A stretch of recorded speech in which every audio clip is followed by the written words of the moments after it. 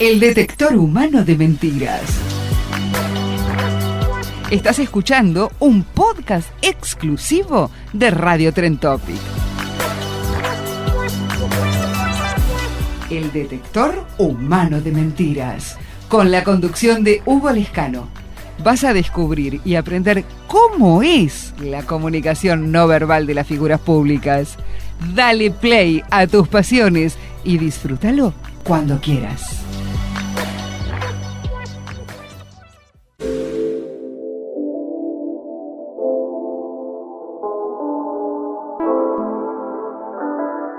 En el episodio de hoy vamos a hablar acerca del lenguaje corporal del Papa Francisco. Claro que, como lo decimos siempre, el lenguaje corporal no es una herramienta para conocer la personalidad, sino más bien para entender o aproximarnos a ese universo emocional de las personas cuando nos hablan. En definitiva, lo que buscamos saber es cuánta congruencia hay entre lo que una persona dice y sus gestos. Por esa razón, vamos entonces a pasar el detector humano de mentiras sobre la persona del Papa Francisco.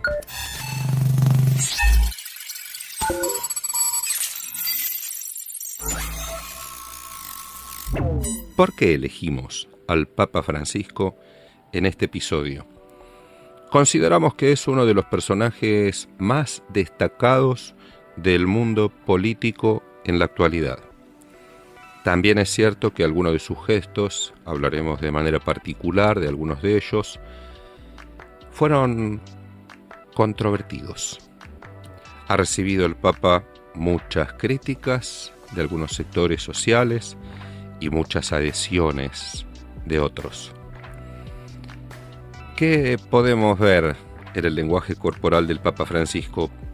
Quizá antes de analizar directamente sus gestos para saber cómo funciona el cerebro de este ser humano tan destacado en la actualidad, primero podamos conocer algo acerca de su contexto, acerca de su historia. Recordemos que mencionamos en episodios anteriores el lenguaje basal, el comportamiento cotidiano que todos tenemos, que nos ayudan un poco para entender la lógica gestual de cada persona que analizamos. Mi nombre es Hugo Lescano y dirijo el Laboratorio de Investigación en Comunicación No Verbal que tiene sede en Buenos Aires, Argentina. Y desde allí analizamos detenidamente la lógica de la comunicación gestual en relación con lo que las personas dicen sentir. Vayamos entonces rápidamente a la historia o aquellos datos de la historia del Papa Francisco que nos pueden echar un poco de luz sobre su comportamiento. Recordamos que estamos hablando de Jorge Mario Bergoglio, que nació en Buenos Aires un 17 de diciembre de 1936. Mucho antes de ser el jefe de la Iglesia Católica y como tal el jefe de Estado de la Ciudad del Vaticano, el Papa Francisco fue un sacerdote, digámoslo, común y corriente de la curia eclesiástica. Claro que no era tan común y tan corriente porque su gestualidad, su manera de comportarse tenía ya algunos sellos que lo acompañaron durante toda su carrera. Es interesante, sí, mencionar que antes de entrar en el seminario como novicio de la Compañía de Jesús, trabajó una temporada como técnico químico. Y es importante este dato, porque nuestros contextos condicionan muchos de nuestros comportamientos. Como técnico químico, mostró cierta lógica en sus razonamientos.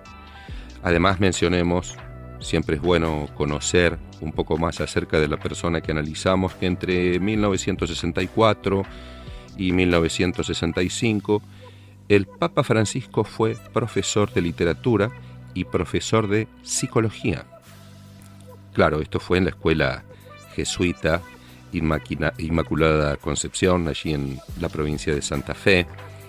Posteriormente, entonces, sí fue ordenado sacerdote y comenzó un trabajo vincular con las personas que lo rodeaban de un modo muy, muy particular. El Papa Francisco, cuando era un simple sacerdote, llamó siempre la atención por la manera en la que tocaba a las personas. Ese toque lo llamamos en comunicación no verbal percepción áptica, y es la gran capacidad que tenemos los seres humanos para comunicarnos y para comunicar y para intercambiar información de tipo afectiva. O sea, que cuando estrechamos una mano, o cuando tocamos un brazo, o cuando acariciamos un rostro, o cuando nos abrazamos, o cuando colocamos el brazo por encima del hombro de otra persona, o por ejemplo en escenarios pandémicos, cuando chocamos nuestros puños o nuestros codos, estamos intercambiando información afectiva. La temperatura de nuestra piel, la textura, la presión que ejercemos cuando tomamos un brazo, todo eso conlleva un tipo de información que la especie humana intercambia para entender un poco más con quién estamos hablando o quién se está relacionando con nosotros. Nuestro cerebro rápidamente lo que hace es recabar información. A través de la manera en la que nos tocan, por ejemplo, podemos entender los niveles empáticos, la intención comunicacional. Si la persona tiene lo que el sociólogo Jacob Leví Moreno entendía como telepositiva o telenegativa para con nosotros, y lo que los latinos llamamos directamente buena onda, mala onda, o buena vibra o mala vibra. Eso se percibe cuando tocamos una persona o cuando nos tocan. Y el Papa Francisco ha trabajado mucho la percepción áptica, de tal manera que si ustedes van a las imágenes que encuentran, por ejemplo, en Google, van a ver que es casi imposible encontrar una comunicación del Papa donde no exista un toque áptico, un toque físico con otra persona que lo rodea. De hecho, seguramente ustedes recordarán que en esas multitudes que lo recibieron en distintos lugares del mundo, y cuando se lo ve en su Papa Móvil, ese vehículo que está blindado y que siempre está acompañado de personas que lo asisten en su recorrida, seguramente ustedes recordarán que el Papa Francisco no puede quedarse en el Papamóvil y cada tanto pide por favor que lo detengan al vehículo y él se baja para tocar a la gente o recibe a algún niño en brazos.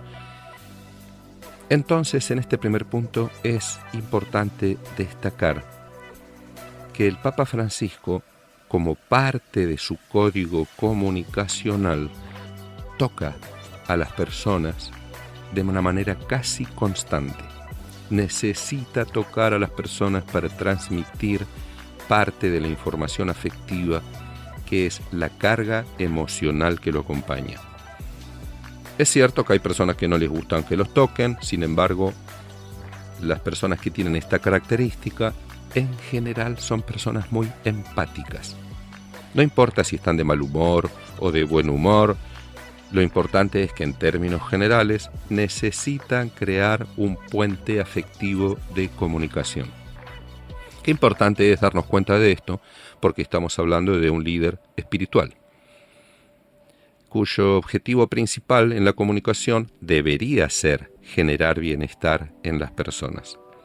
Así que podríamos decir que el Papa Francisco cumple con este requisito empático de los líderes espirituales. Alguien podría decir, ¿no estará simulando ¿Cómo sabemos que el Papa Francisco no está simulando? Porque nuestro cuerpo no puede simular durante más allá de 2 minutos, 3 minutos en una presentación, en una recorrida o en un contacto con la gente que nos rodea. No es posible simular tanto tiempo y en algún momento, ante esos toques, deberíamos ver, si es simulación, algún gesto de rechazo. Y si ustedes revisan las imágenes en Google, van a ver que cada vez que él se detiene a tocar a las personas, se refleja en su rostro una unidad de acción que en el sistema de acción de codificación facial se llama unidad de acción número 12, una sonrisa simétrica amplia, que es, junto con la unidad de acción número 6, los pómulos elevados que presentan y que causan las famosas patas de gallo en la comisura de los ojos, es lo que conocemos como sonrisa Duchenne, la sonrisa genuina como resultado del bienestar. Una sonrisa que no puede simularse permanentemente. Vayamos a un dato que es muy relevante y que el Papa Francisco lo muestra de manera permanente, y nos estamos refiriendo al sistema o canal diacrítico de la comunicación. Ya no estoy hablando de una unidad de acción o de un código comunicacional que aparezca en el rostro del Papa Francisco, sino que estoy hablando de comunicación no verbal más allá de lo gestual. ¿A qué me estoy refiriendo? El sistema diacrítico es aquel que hace referencia a lo simbólico. Por ejemplo, algún accesorio que tengamos en el cuello, algún reloj que estamos utilizando, algún tatuaje que tengamos impreso en nuestra piel. Podemos hablar también de la manera en la que nos peinamos, de la ropa que tenemos puesta, de los colores que utilizamos. Todo eso también es comunicación no verbal. Y el Papa Francisco lo ha usado con extrema eficacia. Vayamos a aquel primer día en que fue nombrado Papa y que salió a saludar a la multitud. Busquen las imágenes y van a ver que él salió con su sotana blanca y su museta blanca. La museta es esa capa, esa suerte de capa que va sobre los hombros y que históricamente los papas anteriores al Papa Francisco la utilizaron de color rojo, porque el rojo simboliza la autoridad. Y como pequeño asterisco, si ustedes quieren recordar algo rojo con autoridad, por ejemplo, pueden recordar las corbatas rojas de Donald Trump, que mostraba un liderazgo potente, arrollador, con una carga de autoridad muy importante.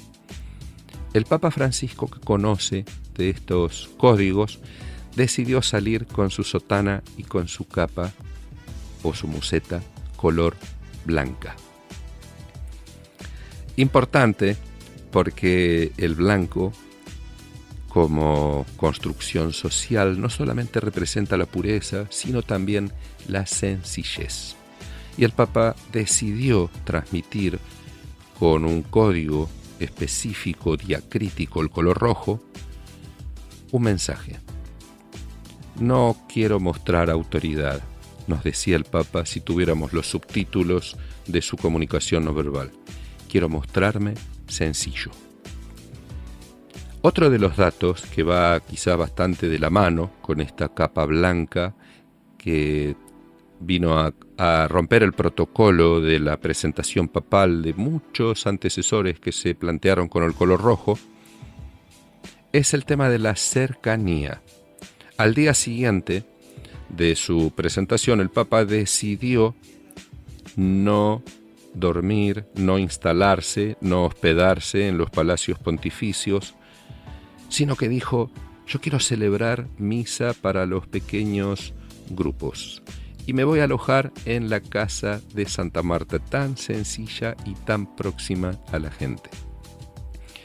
Y decimos la palabra próxima, y pronuncio esta palabra con toda intención, porque otro de los sistemas, así como el sistema diacrítico o el canal diacrítico hace referencia a los colores, a lo simbólico, etc., la palabra proximidad hace referencia al sistema proxémico de la comunicación no verbal. La proxemia es la distancia que elegimos diseñar, la distancia que elegimos mantener con las personas que nos rodean. Entonces, si ustedes quieren tener una idea acerca de qué tipo de distancia utilizar con las personas que los rodean, hagan memoria, por ejemplo, de a qué distancia conversan ustedes con las personas que más aman. Y seguramente, si tienen un patrón para medir, es mucho más sencillo medir desde el hombro hasta nuestro codo. Ahí tenemos una marca de 45 centímetros. Dentro de esa esfera están las personas que amamos. Por eso las abrazamos, les damos besos, nos sentamos bien cerca y no nos molesta, pero más allá de los 45 centímetros, entre nuestro codo y la punta de los dedos, ubicamos a las personas con las que tenemos cierta relación, pero no tanta afectividad. El Papa Francisco eligió mantener a la mayoría de las personas de su entorno en una distancia bastante cercana.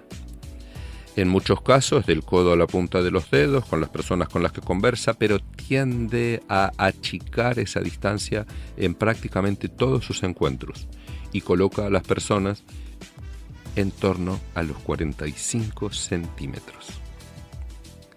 Un dato adicional. Al Papa Francisco le molesta la asimetría de las relaciones y en comunicación no verbal hablamos de asimetrías y aquí podemos hablar o traer a Watzlawick, uno de los grandes psicólogos de la psicología social, la psicología sistémica específicamente, que nos habla acerca de la asimetría de las relaciones. Cómo marcar esa autoridad cuando estamos con alguien, especialmente si alguno de nosotros es jefe de Estado, no se nos escaparía la posibilidad de mostrar nuestro liderazgo. Sin embargo, el Papa Francisco, cada vez que se aproxima a un jefe de Estado, inclusive a funcionarios que no tienen su mismo rango, trata de achicar la asimetría. Por ejemplo, visitando a los presos en las cárceles, lo hemos visto en muchos casos realizando el lavamiento de los pies, ese rito tan particular que suelen hacer en los contextos religiosos. El Papa lo encabeza y en vez de hacer un acto simbólico con un sacerdote para que luego todos puedan practicar ese rito que consiste en lavar los pies en una palangana de otra persona, es él mismo el que realiza el rito con cada uno de los presos, por ejemplo, en las visitas a las cárceles. Y lo más llamativo es que lo hace, vean ustedes nuevamente, los invito a ver las imágenes en Google, con una sonrisa de oreja a oreja, la unidad de acción número 12, nuevamente, que no nos deja mentir. La sonrisa de oreja a oreja, conocida así, que es unidad de acción número 12, las dos comisuras elevadas, puede fingirse y podemos ver, cuando no es una sonrisa genuina, que no hay patas de gallo, porque los pómulos no se elevan. Y en el caso del Papa Francisco pareciera él sentirse muy cómodo con esas relaciones simétricas en algunos casos, con sus pares, o asimétricas en el sentido de que él se coloca por debajo de la autoridad de las personas que lo rodean. El Papa Francisco, que conoce al menos 7 idiomas. Sin embargo, el mejor idioma que maneja es el de los gestos. Vayamos ahora a analizar al Papa Francisco a través de las 7 emociones básicas universales. Este test o este análisis es muy interesante porque las 7 emociones básicas son aquellas que de algún modo identifican a la humanidad o a nuestra especie por ser humanos.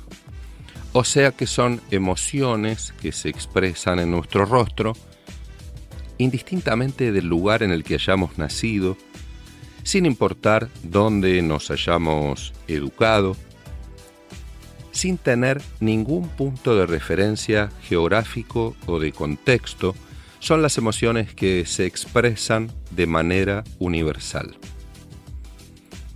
Para poner un ejemplo y que esto se entienda un poco mejor, podríamos pensar, por ejemplo, en los perros, que si están en Rusia, o en China, o en Paraguay, o en España, o en México, mueven la cola de la misma manera, por ejemplo, cuando se sienten bien o están contentos. Esa sería una emoción básica universal. En el caso del perro sería, por ejemplo, la alegría, y que se expresa con un código de conducta que es el movimiento de la cola. En el caso de los humanos, las 7 emociones que se expresan de manera universal son la alegría, la sorpresa, el miedo, la tristeza, la ira, el asco y el desprecio. 7 emociones que decimos que son básicas porque vienen, por así decirlo, instaladas en nuestro sistema operativo. No necesitamos explicarle a un niño pequeño cómo poner su rostro si quiere llorar, porque ya lo sabe. En el caso del Papa Francisco, estas 7 emociones se expresan, al menos en la dimensión pública que todos conocemos, de un modo muy particular. Por ejemplo, si hablamos de la alegría, él la muestra en su rostro siempre que está con los jóvenes. En todos los eventos donde la juventud es protagonista, se lo ve al Papa Francisco con alegría genuina. También ocurre eso cuando celebra, conmemora alguna festividad en una mesa rodeado con los pobres, rodeado de los pobres, con personas que suele invitar que no tienen protagonismo social. El Papa Francisco se siente muy a gusto. ¿Podemos hablar del asco y el desprecio en el caso del Papa? Claro que sí. Un gesto muy particular de él cuando, por ejemplo, la gente se acerca a besar su anillo. El Papa no quiere que besen su anillo. Búsquenlo en internet y van a ver cómo él retira la mano rápidamente, y vean el rostro, la expresión de rechazo que sintetiza ese asco, ese desprecio por esa actitud servil a la que él se ha referido en muchas circunstancias. Por ejemplo, cuando habló con las mujeres, las monjas de distintas órdenes religiosas de la Iglesia Católica, diciéndoles: ustedes son misioneras, pero no son sirvientas de los cardenales ni de los sacerdotes.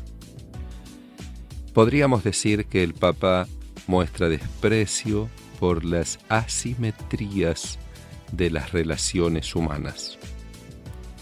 Es enemigo de los liderazgos absurdos, de las relaciones de dominación, y también esto se refleja en la tristeza en su rostro cuando habla de estas cosas particulares.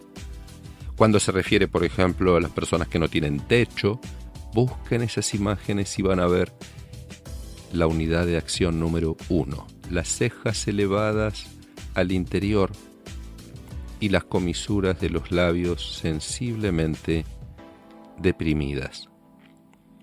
El reflejo de la tristeza en el rostro del Papa Francisco. Lo llamativo es que de todas las emociones hay una que no aparece en el rostro del Papa Francisco, por lo menos no en la dimensión pública. Y estamos hablando del miedo. El Papa Francisco pareciera no tener miedo. A diferencia de otros dirigentes que están siempre pendientes, especialmente cuando hay mucha gente, por miedo a ser blancos de alguna agresión, A diferencia de los jefes de Estado que reflejan miedo en el rostro cuando hablan acerca de posibilidades futuras en torno a su gobierno, el Papa Francisco pareciera tener ausente esta emoción en su sistema operativo. Seguramente, como todos los humanos, debe tener miedo, sin embargo no lo expresa públicamente. Un detalle a tener en cuenta también: el sistema kinésico, los movimientos de nuestras extremidades, tanto superiores como inferiores, denotan también un tipo de mensaje que damos a quienes nos rodean. Y el Papa Francisco expresa movimientos de tranquilidad, movimientos pausados, que van a tono con el contexto religioso en el que él se expresa. Sin embargo, también tiene momentos en los que muestra en su sistema kinésico reflejos más rápidos, como por ejemplo en aquella caminata en México en la que un joven con mucho entusiasmo le tomó la mano y lo trajo hacia sí, prácticamente desestabilizando al Papa Francisco, que estuvo a punto de caer sobre una persona que estaba en sillas de ruedas. Y entonces ahí el Papa manifestó la ira. Esa emoción básica, universal, que se refleja en nuestro rostro con la unidad de acción número 4, las cejas hacia adentro, la boca abierta mostrando los dientes. No seas egoísta, le dijo el Papa Francisco, que si ustedes colocan hoy esa frase en Google van a ver una cantidad de imágenes que se viralizaron de ese momento. El Papa Francisco se enojó, expresó la emoción en su rostro y lo hizo con sus palabras también. No seas egoísta, le dijo al joven en aquel momento.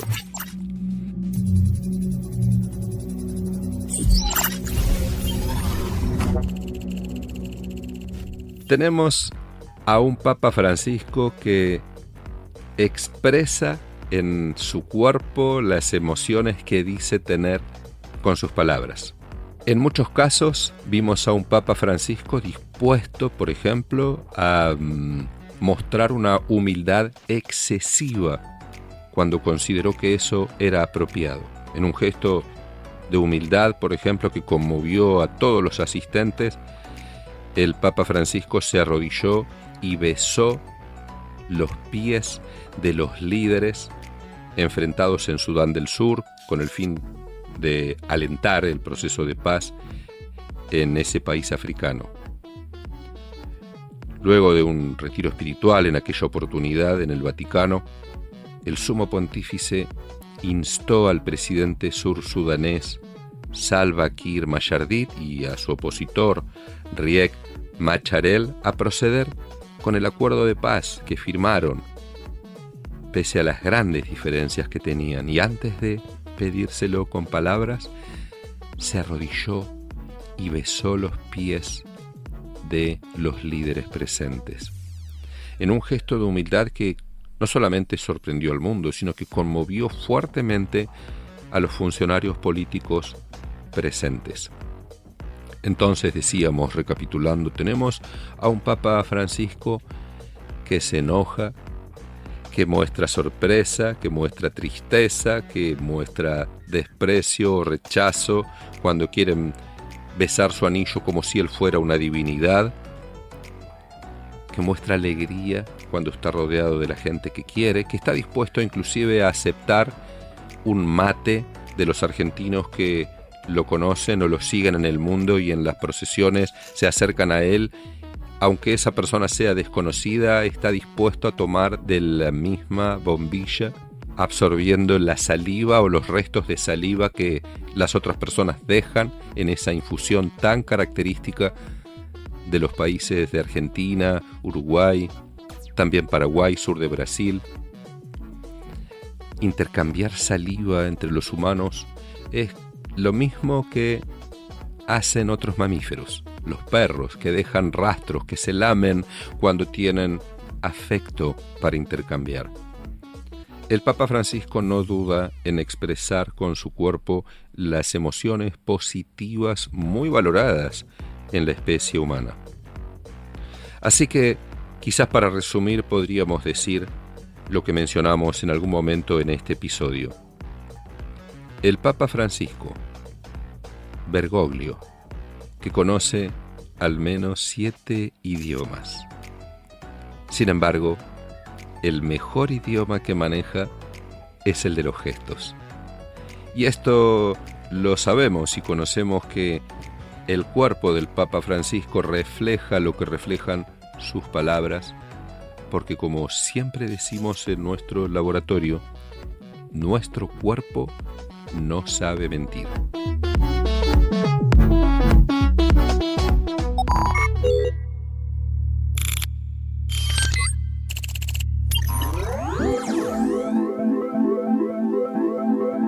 ¿Es cierto que las personas que mienten se tocan la nariz? Una pregunta inevitable a la hora de hablar del lenguaje corporal. He visto a muchos colegas, inclusive en las redes sociales, cada tanto me encuentro con un análisis de un supuesto experto que dice, se tocó la nariz, nos está mintiendo. ¿Qué tan cierto es que este comportamiento refleja falsedad? ¿Se han hecho investigaciones al respecto? ¿Se trata de un mito? ¿Se trata de ciencia? ¿Qué sabemos en torno a este comportamiento? Lo que sí sabemos es que muchas personas se tocan la nariz por distintas razones. Algunas personas se tocan la nariz porque están resfriadas, porque tienen alergia, porque tienen un tic o sencillamente porque les pica. Claro que en algunas circunstancias, cuando mentimos, podemos tocarnos la nariz en el mismo momento de la mentira. Entonces, podríamos decir que no todas las personas que se tocan la nariz mienten, pero que sí algunas personas de las que mienten se tocan la nariz. O sea que son dos conceptos totalmente distintos. Significa que solamente por tocarse la nariz no podríamos con eso tener un diagnóstico de mentira. Necesitamos otros gestos que acompañen, otros comportamientos para poder descartar que ese toque no se está produciendo por otras razones que no estén ligadas al relato de la persona. El toque de la nariz, cuando se produce en un contexto de mentira, puede producirse porque las terminaciones que tenemos en la nariz, en las orejas, en el cuero cabelludo, inclusive en la frente, nos pican cuando estamos en un nivel de estrés elevado. Recordemos que en algunos casos la mentira puede generar un nivel de estrés, especialmente por el temor que nos produce el hecho de que nos descubran. Pero si se trata de una mentira sin riesgo, probablemente no produzca ningún picor o ninguna picazón en ningún lugar del cuerpo. Es un mito creer que todas las personas que se tocan la nariz están mintiendo. Eso no es cierto. Solamente es un pequeño indicio de que podría haber alguna mentira y deberíamos entonces seguir indagando en el rostro humano, la gestualidad, para poder comprobar aquello que siempre decimos en nuestro laboratorio, y es que nuestro cuerpo no sabe mentir. Esta temporada del Cerebro de las Estrellas es una idea original de Hugo Lescano, producido por Radio Tren Topic.